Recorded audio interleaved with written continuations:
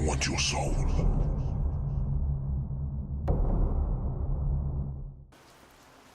When you're a little kid, you do some strange stuff to get attention. Especially when you're an only child and then poof, you're not. You're getting the little brother or sister pep talk from mom and dad and everything changes. You're used to being the center of their world, being told you're the most special little girl. But as mom's belly gets bigger and bigger and dad's patience with you gets smaller and smaller, you realize it's not going to go back to the way it was. Not ever. That's what happened to me when I was 7 anyway. I was the kind of kid that needs a lot of attention. I hadn't had to try hard for 7 years. I'd been coasting on my parents' single-minded doting. But pretty soon I noticed some small differences. They were less interested in what I'd done in school that day, more interested in getting ready for my new little brother or sister. I was like an alcoholic without a bottle. You feel fine at first, but soon the tremors set in and you realize you just need it, you know? You need their eyes on you, loving you, reminding you that you're the most special little girl in the whole wide world. Maybe the only special little girl. So in the last month or so before the baby came, I got creative. I made a new friend. I told them one night at dinner. "It's school, sweetheart?" Mom asked. "No." I was fidgety, excited, twitching in my seat when they both looked at me with rapt attention from across the table. Time to launch my plan into action. "He lives in the air vents. His name is Marty, and he's magic." "Oh," said my dad, and he smiled a little. "That's fun. Eat your peas, Rosie." And that was it. That was it. I'd just told them that Magic Marty lived in our air vents, and all I got was, "That's fun." And what's worse, they went back to talking about the baby. I always heard that word with an ominous sort of importance, and whether they thought the nursery could be painted over the weekend or not. I stewed and pushed peas around my plate. I knew I was going to think of something better, something to make them ask me questions about Marty or about me, like they used to. That stupid baby. I didn't care if it was a brother or a sister. It was a pain before it even got here. Over time, I came up with new tidbits about Magic Marty and how amazing he was. He only ate jelly beans. He could move things with his mind. He had a cat named Baseball, and he was my very best friend. Mom and Dad didn't care all that much. I mean, sure, they smiled and nodded and gave me the barest hint of recognition. They had their minds on other things. I upped the ante and started talking to the air vents in rooms all over the house, loud enough so that my parents could hear me in the den. "Marty," I'd cry excitedly, "you moved my coloring book when I was at school. Did you do that with your mind?" "Marty," I'd shout with glee, "I wish I could eat jelly beans for dinner too." "Marty," I'd exclaim, "have you let Baseball out? Kitty cats need exercise." Nothing. The dumb old baby got everything. I started wondering if I was really so special after all. After one particularly hard day when I'd brought home a Gold Star paper and Mom left it on the counter, didn't even bother to put it up on the fridge with one of my favorite fruit-shaped magnets, I crawled under my bed. I'd hidden under there before during games of hide and seek with my best friend Brittany, and that day I didn't even want attention anymore. I just wanted to hide away from the world and think about how things used to be. I lay there glumly on my stomach with the dust bunnies, chin on my hands, trying to decide whether or not I had it in me to even cry when I noticed it. The air vent. A slotted metal rectangle set in the carpet, hidden by my bed. Mom sometimes yelled at Dad for rearranging the furniture. He covered the vents up, and then they had an argument about whether the air conditioning could even cool the room properly with some huge couch covering it. I guess she'd never noticed the vent under my bed because there'd never been a fight about that one. I don't know why, but I started talking to it. Like for real. Up until then, it had all been stories and playing for show, but that day, I decided if I wasn't going to be the most special girl anymore, I may as well have a friend, even if he was a made-up one. I told Magic Marty I thought baseball was a very good name for a cat. I said moving his stuff with his mind must be hard, but it was a neat trick to have. I confessed that it was really cool he only ate jelly beans. I liked the red ones best. Which color was his favorite? And the air vent said, the pink ones. A pause and then, they taste like cotton candy. I stared at the vent. I had a hell of an imagination, sure, but even at 7 I knew that voices weren't really supposed to come out of the air vents. Oh, I said, lifting my chin from my hands. I didn't really know what to say, you know? You're a very nice little girl, Rosie. The voice was a man's voice, pleasant and lifting, almost like a song. It was, if I'm being honest, exactly as I thought Magic Marty should sound. You're a very nice little girl for talking to me, telling such wonderful stories about my life to your parents. You're a very special little girl. Wow, thanks, I said, surprised. It felt like the first nice thing someone had said to me in a long time. And I mean, if someone as great as Magic Marty thought I was special, maybe it was true. Wait, though. But I made you up, Marty. There was a long pause, then in a tone that almost held a chuckle in it, he said, Are you sure, Rosie? And suddenly, no. I wasn't sure. Rosie, my special little girl, how could you make up all of my magical adventures? You're special, yes, but you're not magic. Now Marty did laugh, a wonderful musical sound that made me giggle a little too. How could you make up good old baseball here, huh? A pleasant meow floated through the metal slots of the air vent. Marty had a point with that. I mean, all those crazy things that he could do, and a cat, a real-life cat that meowed and everything. I couldn't have made that up on my own.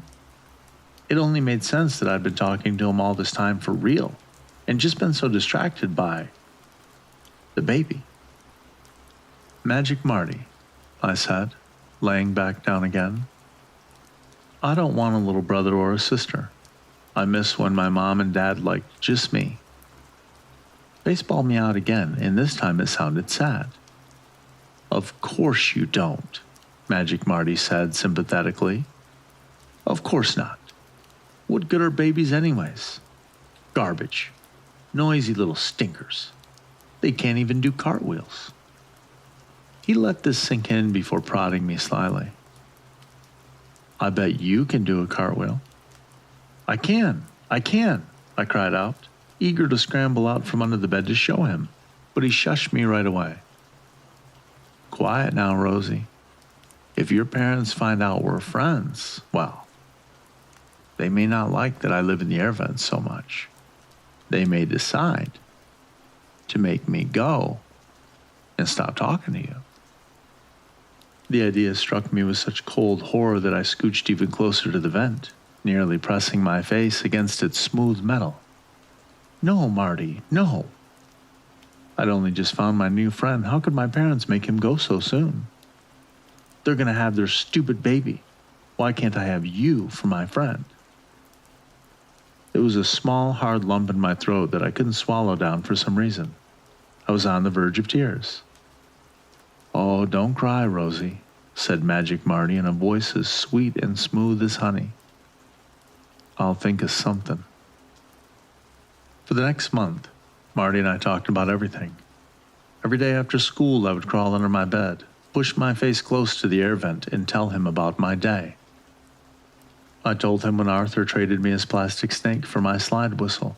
I told him how we only needed 3 more gold stars to get a class pizza party.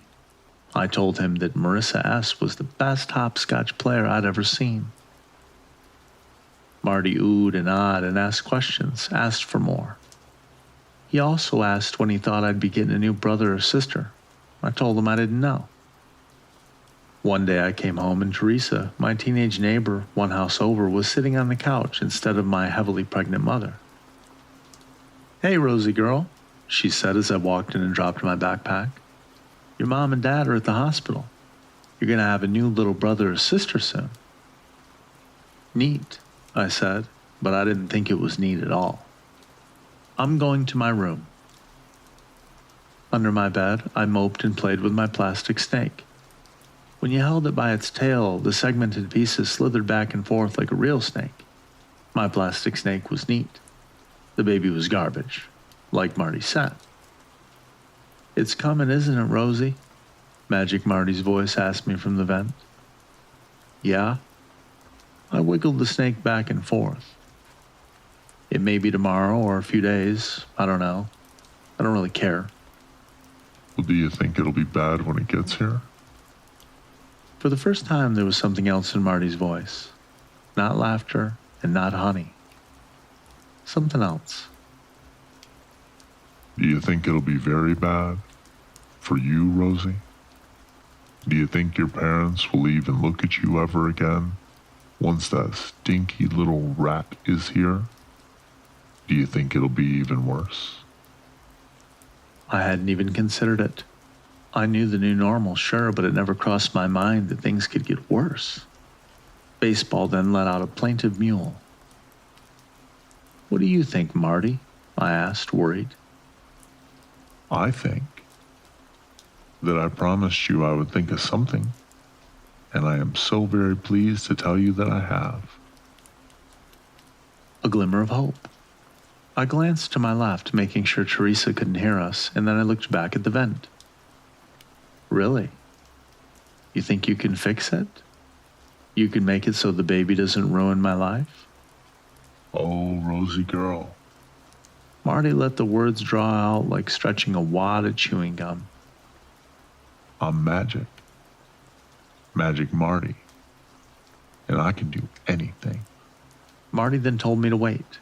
He told me he would fix everything. He was my friend, so I believed him. My mom, dad, and stupid baby Sophie came home a few days later. She was a pink bundle of squished up skin and soft little tufts of hair. I had to admit she was sort of pretty. And it was kind of neat how small she was. I didn't like how she sounded when she cried, though. And that first night she was screaming loud. So loud I got under my bed and put a pillow over my head, hoping that if I couldn't block out her cries long enough to sleep, that maybe Marty would be around and we could talk about his secret plan. "Marty," I whispered, but no one answered. "Baseball?" I tried instead. Nothing. After a while, the muffled sounds of Sophie's shrieks finally stopped and I fell asleep under the bed, hoping that Mom and Dad hadn't found out about Marty before he could fix everything. When I woke up, my room was full of light but dark at the same time. Strobes of red and blue streaked the walls like fireworks on the 4th of July. I was waking up because someone was pulling at me, trying to get me out from under the bed. For half of a sleepy second, I was sure it was Marty. He was pulling me out because he didn't have to live in the vents anymore. He talked to my mom and dad, and they decided he could live with us in the house. But then I saw a police officer with a serious, stern face, and I knew something was wrong. Police officers were only around when there was something bad. They were around when people needed to be saved. Did I need to be saved? And it turns out I did. A neighbor, Teresa's mom, I think, had heard screaming and called the police, but it was too late. My parents were found in their bed, shredded into bloody meat. Stab wounds, a lot of them, the autopsy report said. More than likely a robbery gone wrong, or more accurately, an abduction gone wrong. Because little 3-day-old Sophie was gone, her brand new crib empty. The police told me I was lucky. Whatever monster had hurt my family probably hadn't found me because I had been hiding under the bed. Pretty lucky, right? I made it out okay. I stayed with relatives, in foster homes. I got lots of therapy. I was treated all right. None of the horror stories most unfortunate orphans have to survive. In therapy, I realized that I had made up Magic Marty as a coping mechanism. He'd become more real to me than my parents had because I so desperately needed to think that someone found me special. I'd never really heard anything, and my coping mechanism, as it turns out, probably saved my life. Against the odds, I grew up well-adjusted. Well adjusted enough. I did all those things you're supposed to do. Graduate high school, meet a guy, get married. And 8 months ago, I got pregnant. I've been so excited. So long without a real family of my own. And now all that was going to change. But yesterday I was setting up my daughter's nursery, and I dropped one of her little blankets on the ground. My husband wasn't home, so after a few clumsy attempts, I managed to get down to a knee and pick it up. It was covering an air vent. I felt the cold chill slither through me for no reason at all, but I told myself the same old mantra. Magic Marty was never real. Magic Marty was a coping mechanism. Magic Marty was something I made up. But then, a voice as syrupy sweet as dripping honey said, It's coming, isn't it, Rosie? It was like all the strength had gone out of my legs. I wobbled backwards and landed on my ass. This isn't real. I made him up. Is it a little girl, Rosie? Magic Marty said, because there was no one else that voice belonged to. No one else it could belong to. I hope it is. Oh, I so hope it's a little girl. Do you know why, Rosie? You're not real, I said. But I didn't believe it. And I suddenly realized I never believed it. It's because I fixed it. He started laughing then, and somewhere in the laughter I thought I could hear the yowl of a cat. I fixed it, just like you asked, and you don't even know the best part. I just wanted to feel special. That's all I wanted from all this. The best part Magic Marty chuckled. Was how she tasted. The last thing I heard before I scrambled to my feet and fled screaming from the house was this. The pink ones always taste like cotton candy.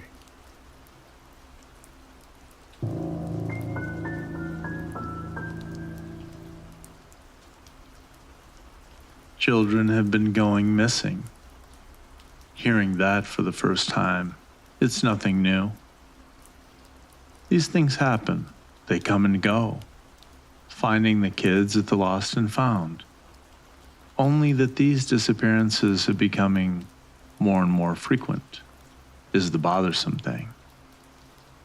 It might be too recent for me to assume that word of this dilemma has spread up to management, but yet again, it wouldn't be surprising if they already knew.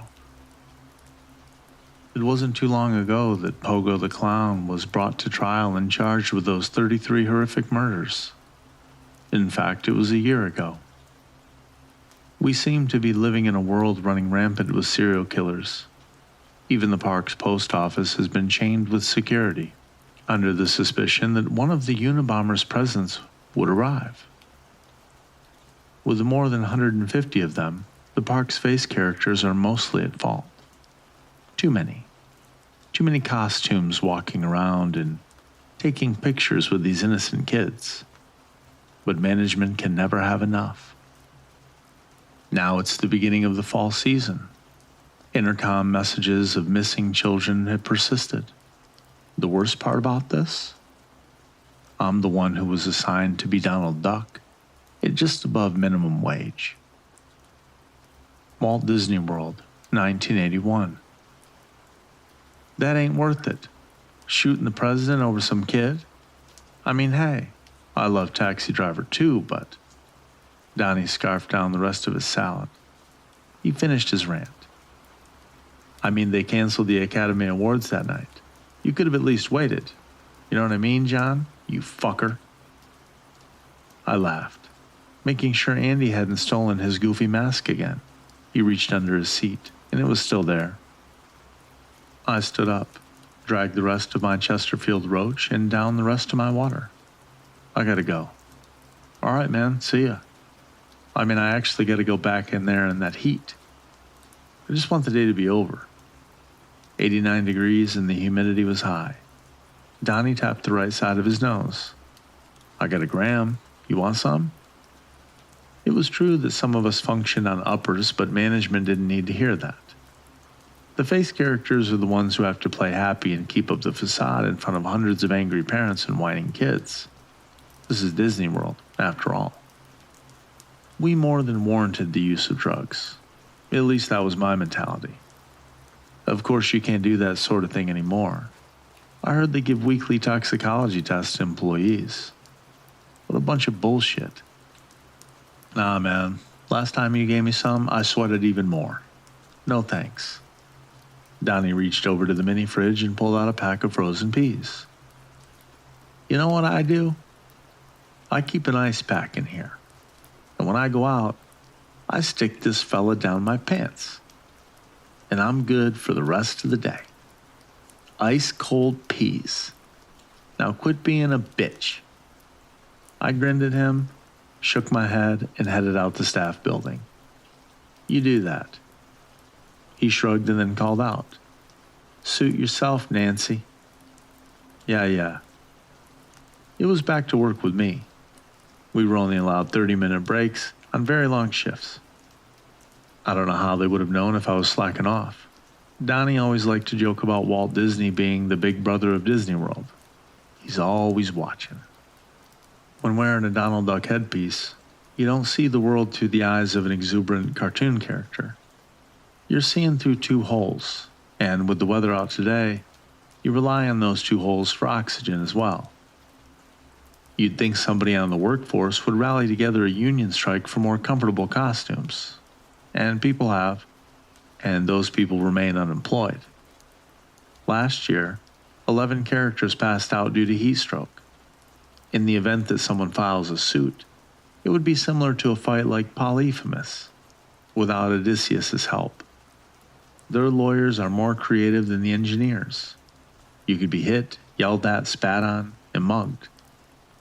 You must endure those unfortunates without ever breaking character. This includes taking off your headpiece. If you don't like it, buck up and get over it. You're entertaining children, not being drafted. That's what my boss always said when I complained to him about the sun-soaking material of this suit. Me, Donnie, Krista, and Andy, and a couple others had formed a little clique where we'd hang out during breaks. Compared to the rest of these face characters, we seemed to be the ones who kept themselves coherent and sane. For us, it was a summer job, before we went on to better things. And we weren't staying here long. For the rest of summer, their motivations were unknown, and that's where things got scary. It's the unknown backstories of people camouflaged in happy-go-lucky gear. It's the fear that among a couple delinquents and bad apples, there's a Section 8 in the crowd. People who are unfamiliar with this occupation are probably just going to shrug these fears off. A big corporation like that, you're just being paranoid. Background checks. They had to have them. Nope. Wrong. Keep in mind that this was in 1981. The public didn't exactly look in favor of this job. They saw it on the same grounds as a fry cook at McDonald's. It was nothing special. When it came time for my interview, I had filed all of my credentials and any important paperwork in a huge binder that I dropped on my manager's desk. I remember he chuckled, looked up at me and said, "You think this is the CIA? It ain't." I didn't, but when it came to the Disney Corporation and the well-known self-preservation of their image, I would have at least thought that even a simple job like this would have come with a simple background check. It bewildered me, sure, but I had just been given a job at Disney World. A mediocre and exhausting job, but I loved the idea of working as a Disney character, showing up on my resume. There was no room to complain where bragging could only fit. My attitude towards this profession quickly shifted toward morose as I began observing some of these employees that were so easily let into the Face Characters Guild. For example, it wouldn't be out of the ordinary to see a character begin to wobble out of exhaustion. This happens more than you'd think. I remember the first time I saw this and wanted to walk up and offer a drink of water, but when I approached the character who was dressed as Dumbo, he snapped at me. "What are you doing? Donald Duck and Dumbo aren't the same movie. You're ruining the fantasy. Go back to your spot, you moron." Strange stuff, right? I can understand a little bit of his reasoning for continuity, but this is Disneyland. It's the melting pot of cartoon characters. It'd be reasonable to assume that this was a one-time thing, which I initially reasonably assumed. Then I began observing more of these characters. I remember washing my hands in the employee restroom when I overheard two characters who were talking to each other from their stalls. So I eavesdropped a bit. I heard Minnie was caught cheating on him. Get the fuck out of here. With who? Black Pete. Oh, shit. Yeah, that's something Mickey might need a shrink for, don't you think? Well, I knew she was a whore the second I watched her. The Mickey Mouse Club is sure gonna have an awkward Christmas, now ain't it? Honest to God truth, that's what I heard. Now I may be wrong, and that could be code for some sort of gossip about the other employees. But it just raises more questions. Who would be so paranoid as to only talk about people encrypted as Disney characters? I mean, was it a joke? It sounded a bit too serious for it to be taken as a goof. And here's another one. I once saw a Face character take a break from all the greetings and walk up to a water fountain and start drinking, with his mask on. It was after I saw that I began viewing this park through a different set of eyes. I'd list more strange activities like this, but it would just seem repetitive wackiness, but it's true. This kind of behavior continued for 3 weeks, almost to where it seemed like normal behavior. Was it this Florida heat? Maybe a majority of the characters suffer from minor heat stroke-like symptoms and aren't even aware of it. Was it the park's water? I wouldn't know because I refused to use a water fountain that some kid's germs-infested mouth probably drank from. All I knew was that something was definitely wrong with the majority of these employees. They were weird. When it came to the end of my shift, it was 7 p.m. I was stuffing that atrocious duck costume into my locker when I heard my name over the intercom being called. My manager wanted to see me. "So, you been keeping up with this whole child abduction thing?" My boss paced back and forth. He seemed to be on edge. It's kind of hard not to, sir." "So it's confirmed then? They are abductions?" He sat down in his swivel chair. I remember he had a wet rag that he put on his forehead to cool him off. "Well, it doesn't look good.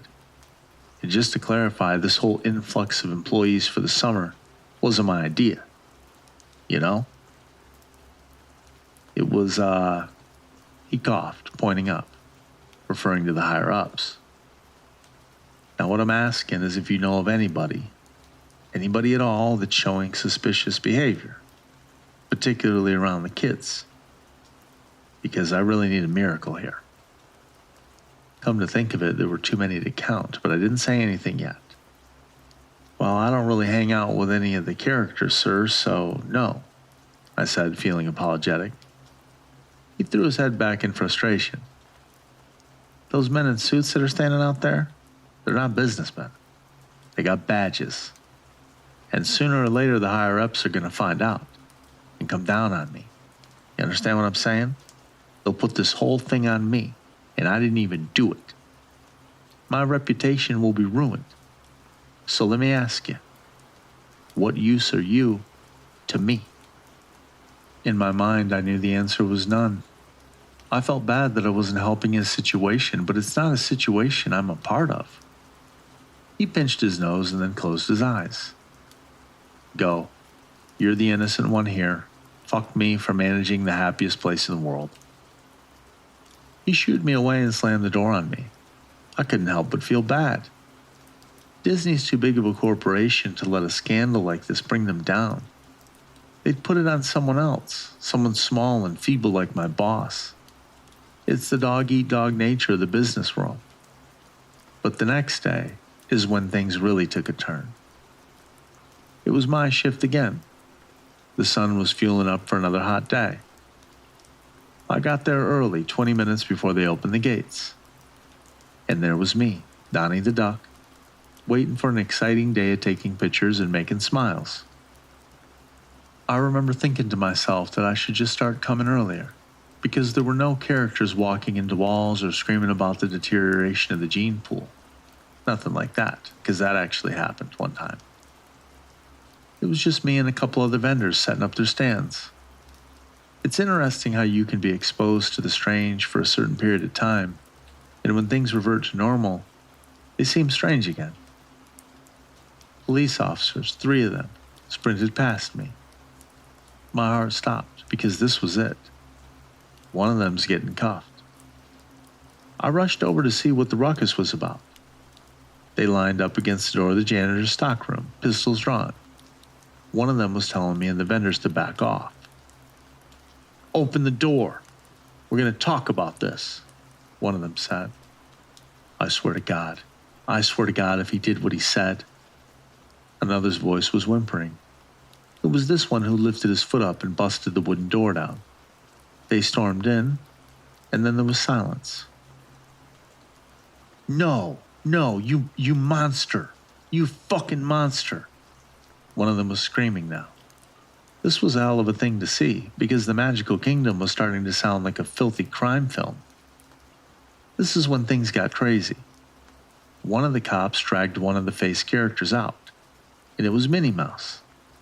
There was something red smeared all over its torso and legs. The cop then threw Minnie to the ground, pulled out his baton, and proceeded to beat the shit out of the Minnie Mouse.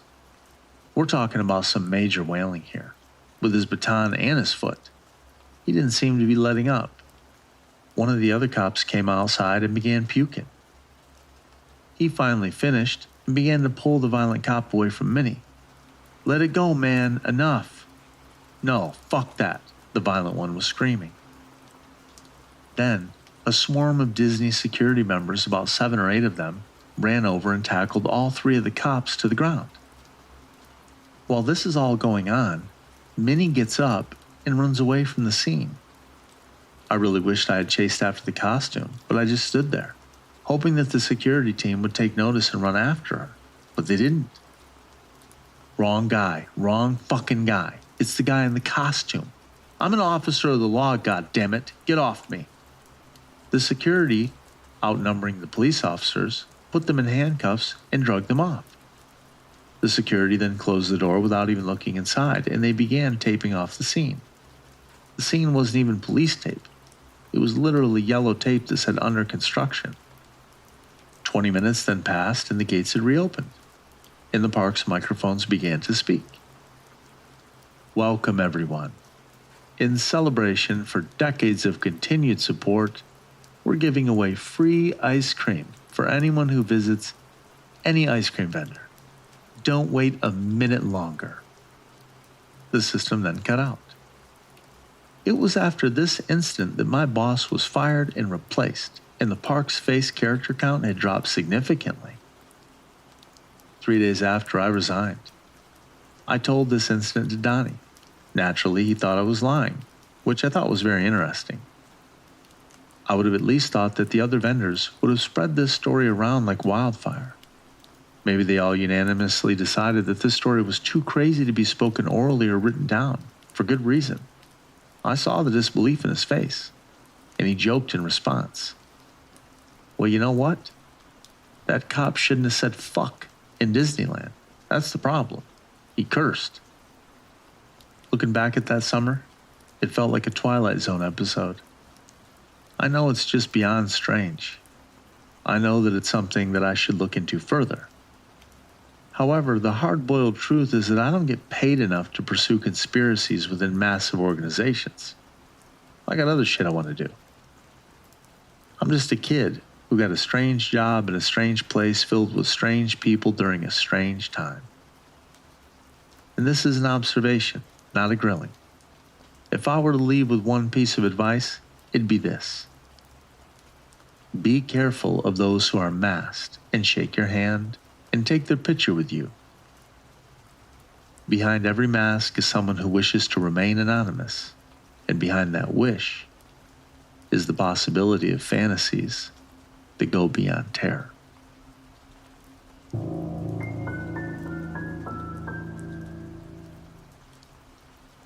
(1008) It took Helona Kalsti Brookings 1,008 hours to die. She was 6 years old, and it took that son of a bitch 6 weeks to kill her. 6 weeks of beatings, burnings, 6 weeks of holding her head underwater until she stopped breathing, then performing CPR on her until she came back. 6 weeks of cutting off her fingertips, earlobes, pulling out baby teeth, and sending one little piece of Helona Kalsti Brookings to her parents every day. For the last 2 weeks, she didn't even feel it. Just watched from the outside as her body flopped, gurgled, and moaned at the command of her tormentor. Hell, she's been dead for 15 minutes and he's still lumping away at her. That greasy pig. My name is Darcy Maldonado, and I hate my job. I'm what you call a psychocomp. When someone dies, it's my job to escort their soul to the nearest waypoint, the place where the border is weakest between this world and the gray, which is where souls go to wait for judgment. Think of that waiting room in Beetlejuice, where the dead take a number and wait to meet with their afterlife caseworker. This is not the job I wanted. I paid my own way through college for 4 years. I worked some shitty jobs and saved a lot of tips. I wanted to be a teacher. Of course, when a drunk driver punches your ticket, what you wanted in life sort of becomes irrelevant, you know? Something else the movie got right. How differently time moves in the gray. No one met me when I died. I got up and thought there had been an accident, so I ran off to try and find a payphone, only to fall through a waypoint and spend a year in the gray, begging for someone to tell me what happened. When I came out, it was almost 20 years later. As for explaining things, someone did eventually, but I'll get into that at another point. Judgment is always hardest when it comes to kids. For adults, it's a walk in the park. You know what you should or shouldn't do. Your concept of religion is clearly defined, usually. At that point, you just have to ask yourself where you belong. And deep down, you can't really lie to yourself. With kids, there's a lot of gray area to deal with in the gray, no pun intended. Most kids know religion as their parents tell it to them, but they don't really understand it, so you can't judge them by it. Depending how young the kid is, they may still be grappling with vague moral concepts like right or wrong. Hell, little Helona Kalsti Brookings of Seattle, Washington, didn't even really understand what death was. All she knew was that someone was hurting her, and the longer it went on, the more she forgot what it was like to not be hurt. I showed up on the first day, the first time he drowned her, and her heart stopped.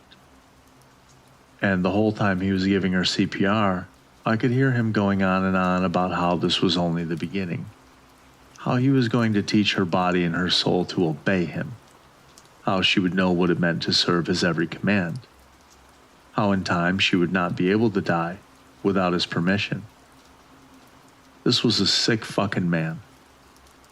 So I stayed, because if there was nothing else I could do, I was going to take the first chance I had and get her away from him immediately.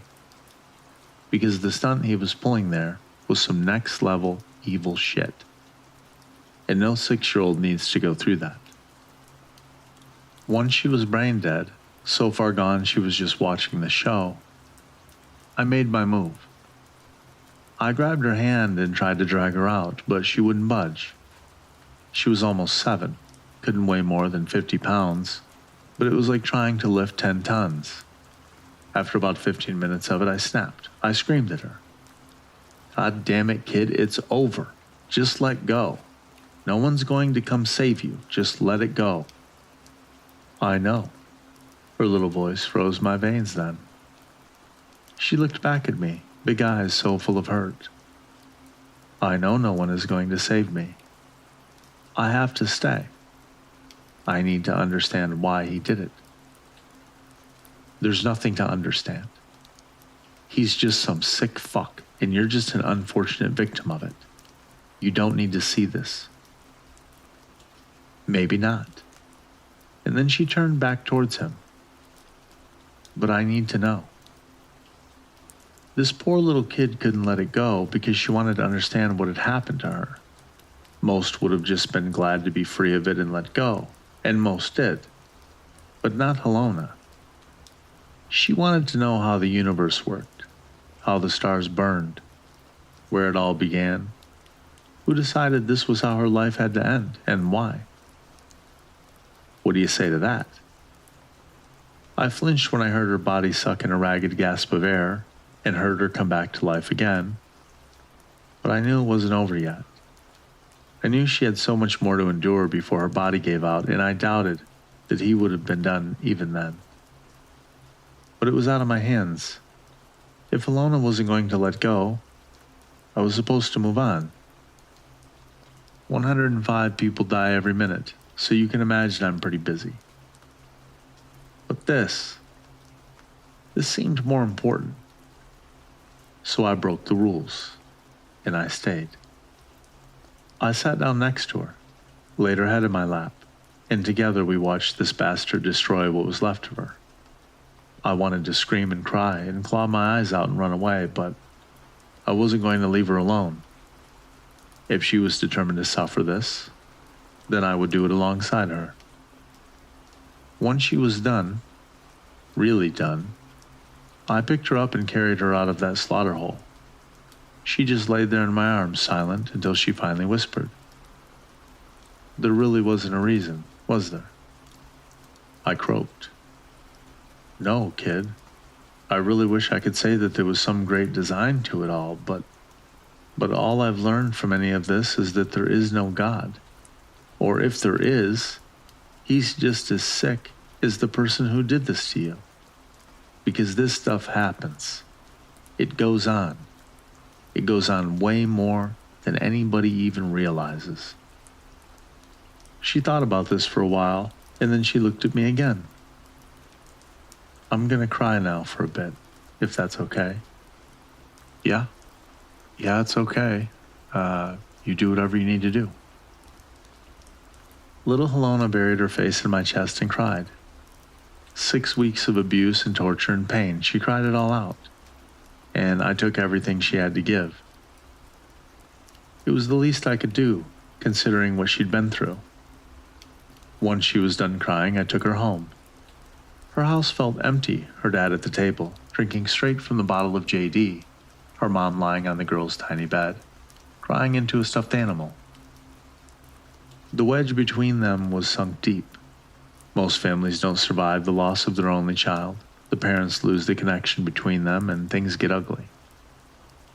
I've seen some of them even kill themselves. Helona could see it in her parents' faces too. She was a smart kid. And so I did it again. I broke the rules a second time, which was strike two. Before her mother's eyes, Helona and I appeared. I set the girl down and she ran, leapt into her mother's arms. In that instant, the moment she felt her baby girl, smelled her hair, the woman's arms latched onto her for dear life and she howled a relieving sob. The sound drew in Helona's father, who, after taking a moment to sober up from the shock, joined in. I watched the three of them hold each other and cry for an hour. I was just a person in their lives, a grim servant of death who was screwing up the cosmic chain of command. But watching this, giving her family a chance to say goodbye, letting Helona pass on with something good inside of her, it was totally worth it. After they stopped crying, Helona's mother made her a PB&J sandwich, and I sat down with her parents, and we had a very hard discussion. I explained that I was an angel, which was a lie, and I spun a fantastic string of bullshit that they should have seen right through. But for the shock and overwhelming madness of the situation, they didn't. I told them that Helena had to go back to heaven because dark powers had conspired to have her killed to stop her grand destiny. But if they stayed strong and loved each other, they would be blessed with another chance. Their next child would be Helena returning to them and they could try again. But for now, she had to go back to heaven and recuperate from the attack. They thanked me over and over again, smothered me with hugs and praise, asked if there was a church they should go to or a religion to join. I told them that what mattered most was love, and that they needed to be strong for each other in the meantime, and to remember that Helena would be anxiously waiting to see them again. I also told them to call in a tip that Carl Stetson, the shady daycare provider, had been seen dumping a sack of children's clothes behind the Jack-in-the-Box a block from his home. But that becomes more important later. After the sandwich was done, Helena and her parents said goodbye to each other, and we left for the nearest waypoint. She didn't say a damn thing the whole way, of course, and neither did I. The reunion was important and it did good things for her, but that doesn't soften the impact of, sorry love, it's time to die, and off to the pearly gates with you. When we got to the waypoint, she turned and hugged me, kissed me on the cheek, and said thank you. For that alone, I'd have done all this over again. Maybe I'm a terrible person for lying like that, but what was the alternative? Let them destroy what they had because some sicko decided that a little girl should die? I couldn't do that. But really, maybe I am a terrible person because this story doesn't end there. 8 months later, Carl Stetson, following a lengthy investigation by police, is arrested and charged with 36 counts of child abduction and murder. Helena Calsty Brookings was only the most recent of victims to a man who had been doing the exact same thing to children across 14 states since 1984. The media parades his image across papers, television, and the internet. They make him a celebrity, write a book about him and his crimes, and they name it the Resurrectionist Murders. She should have been the last, but the American justice system is funny like that. Apparently, if you cop to a disability plea, talk to the right doctors, you can get out with a not guilty by reason of insanity judgment.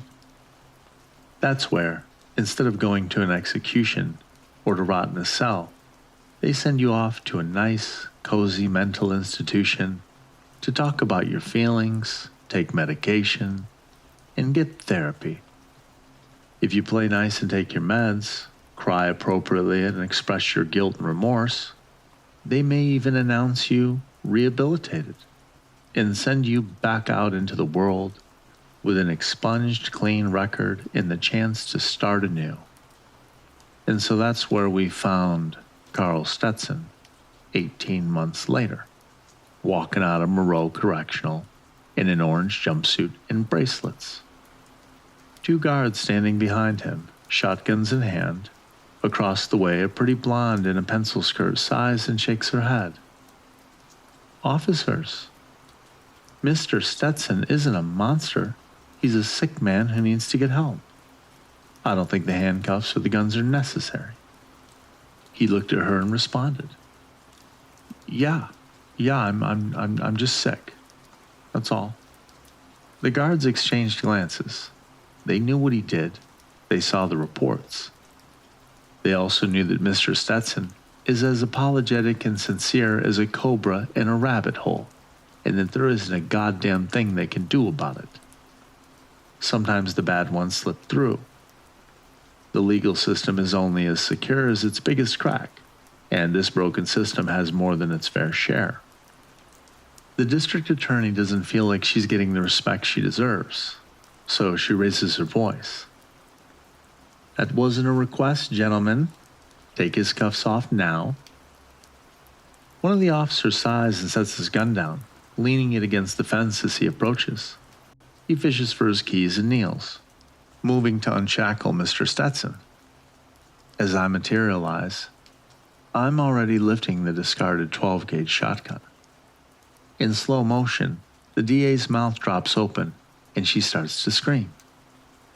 The kneeling officer is rolling away, coming around and reaching for his sidearm. The other officer is bringing the gun up and shouting for me to lower mine. None of that really matters, and I'm staring down the length of the weapon at the back of Carl's head as I shout for him to turn the fuck around. He does, and I watch as the realization slowly dawns on his face. He knows who I am. He's seen my face a lot lately. Every time he tried to hang himself in prison, I was cutting the rope down. Every time they assaulted him and stabbed him in the shower, I was forcing his soul back into his body, keeping him alive for it. Every time he begged for death, I told him it wasn't his time and that he needed to live a bit longer. I told him that he didn't get off that easy and that he needed to think about what he had done. You can't do this, he stammers at me, tears beating up in his eyes. I'm going to get treatment. They said it wasn't my fault. I jab him in the face with a shotgun's barrel, smashing out a few of his teeth. You know, Carl, I just don't get the sense that 36 murders is some sort of a symptom of an illness. You know what I mean? I then cock the shotgun, chambering around. I don't know if they're slugs or buckshot or non-lethal, but I know that anything's lethal if you're close enough. You can't do this. It's not fair. I need to go to the hospital. I can overhear the officers shouting that this is my last warning before they open fire. Fair? I unlatch the safety now. Why don't you ask the children if it's fair? And for the first time, Carl now notices the children. 35 children gathered around, their bodies still showing the devastating cruelty he visited on them.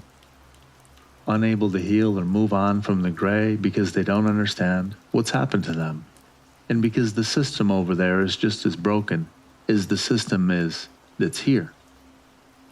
The police officers and the DA now see the kids too, and the effect is a lot like you'd expect. They shake, they scream, they cry, they drop the guns.